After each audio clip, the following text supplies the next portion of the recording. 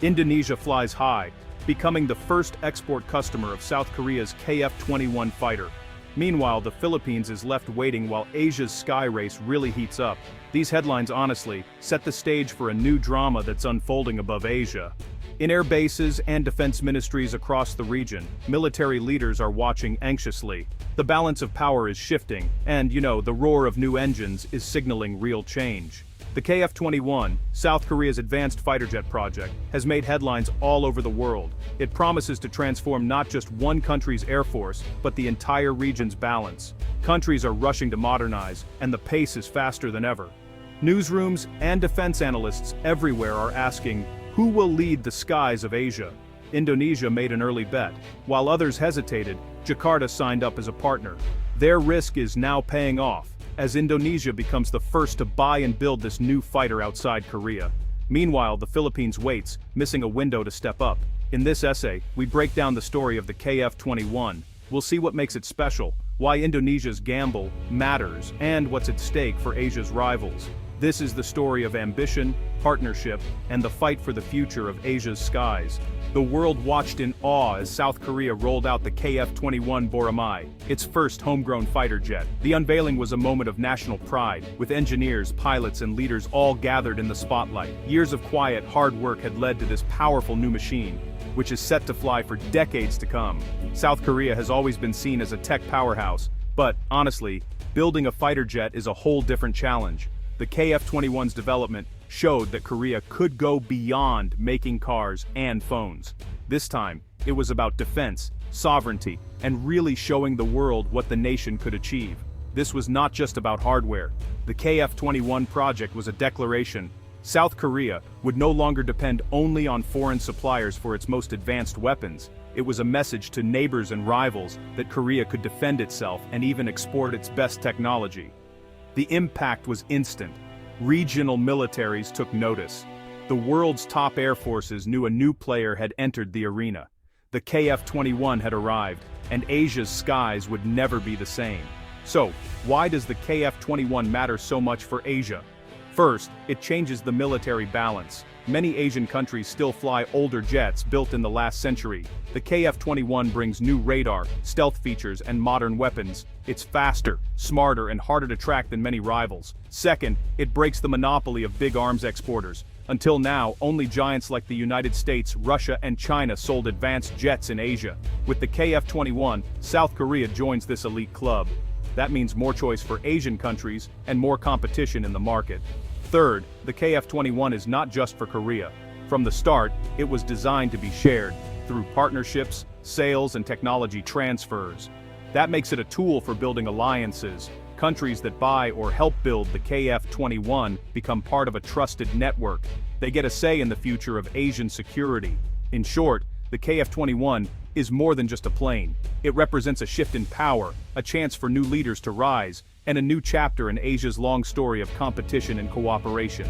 The KF-21 is packed with advanced technology. It has an active electronically scanned array radar, which can track enemy planes and guide missiles at the same time. Its stealthy design helps it avoid detection, giving pilots the element of surprise in combat. The jet can carry a wide range of weapons, air-to-air missiles, precision bombs, and anti-ship missiles. Its engines allow it to fly faster than the speed of sound. Inside the cockpit, pilots use the latest digital systems to control the plane and gather information from the battlefield. But the KF-21 is also a symbol. For South Koreans, it shows that the country can master the hardest technologies. It's a source of pride, showing that Korea can stand on its own, even in matters of national defense. For Asia, it says that smaller nations can innovate and lead. The KF-21's technology is not just about fighting wars. It inspires young engineers, creates jobs, and shows what's possible when a country invests in itself. It makes the impossible seem possible, and honestly, that spirit matters as much as the jet itself. Indonesia saw the promise of the KF-21 early on. Back in 2010, while others waited, Indonesia signed an agreement to join South Korea as a key partner. This was a pretty big risk. Jakarta agreed to invest hundreds of millions of dollars, share costs, and even send its engineers to Korea. The decision was bold, especially for a country known for careful spending. But Indonesia wanted more than just to buy jets. It wanted to learn how to build them. By joining the project, Indonesian engineers would train side by side with Koreans, gaining knowledge that would last for generations. The partnership was definitely a two-way street. Korea needed help with the huge costs, and Indonesia wanted technology and a new role in Asia's defense industry. Together, they set out to build not just a jet, but a new kind of partnership, one based on trust and shared success. Indonesia's gamble was not just about defense, it was about national pride, ambition, and finding a place among Asia's leaders. The stakes were high, but the rewards could really change Indonesia's future. The path to success was not easy. Soon after joining, Indonesia faced budget pressures, and payments to the project were delayed. Negotiations became tense as Korea pushed for promised funds, while Indonesia asked for more flexible terms. At times, it really seemed the partnership might fail. Behind closed doors, diplomats and defense officials worked hard to find solutions. Indonesia wanted more technology transfer and jobs for its people, and Korea needed financial commitment and trust that the project would pay off for both sides. Every step was watched by other countries, all wondering if the team would hold together. Despite these problems, the partners did not give up. Indonesian engineers kept working in Korea, learning and building vital parts of the jet. High-level talks continued, with both sides eventually agreeing on new payment schedules and more opportunities for Indonesian industry. In the end, patience paid off. Indonesia became the first export customer for the KF-21, and the partnership survived its toughest test. The challenges only made the final success sweeter and more meaningful for both nations. Now, Indonesia is reaping the rewards of its risky investment. First, the country gains advanced technology. Indonesian engineers have learned to design, build, and maintain modern fighter jets, skills that will help the nation's industry for decades to come. Second, there's a huge boost in national pride. Indonesia is no longer just a customer, it is a real partner, a member of a small club of nations with high-tech aerospace skills. This inspires young Indonesians and brings respect from neighbors. Third, the project creates jobs. Factories in Indonesia will build parts of the KF-21. Thousands of workers will gain new skills, raising incomes and helping the economy. Local companies will join a global supply chain, opening doors to future exports. Finally, Indonesia now has the chance to export jets to friendly countries in the future. The gamble has paid off, not just in jets, but in growth, pride, and a new role in the region's power structure.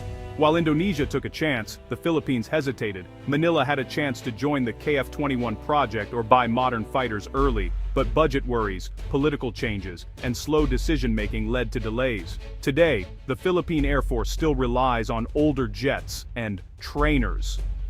This really matters for security. The Philippines faces challenges in the South China Sea, and modern fighters could help protect its islands and airspace. By missing the first round of KF-21 deals, the country now waits in line while others move ahead. For Filipinos, the story is a lesson in missed opportunities. The nation has bright engineers and a proud military tradition. With faster action, it could have joined the region's leaders. Instead, it must now catch up, hoping to buy new jets in the future. The gap is not just about machines, it is about influence, pride, and the ability to shape Asia's future. As the jet race speeds up, the Philippines is learning the cost of waiting too long. Indonesia's bet on the KF-21 has changed its future. The country now has advanced technology, new jobs, and a stronger voice in Asia. It has moved from being just a buyer to a builder, from a follower to a leader in air power. This new role brings responsibility. Indonesia must keep investing in skills and work closely with partners. It must also use its new power wisely to protect its people, support friends, and keep peace in a fast-changing region. The KF-21 story shows what is possible when countries take risks, form strong partnerships, and believe in their own potential. Indonesia's gamble has paid off, giving it pride and power for the next generation. As Asia's skies fill with new jets and new ambitions, the lessons of the KF-21 will shape the region for years to come. Indonesia's bold move is now an example for others, and a sign that the future belongs to those who dare to lead.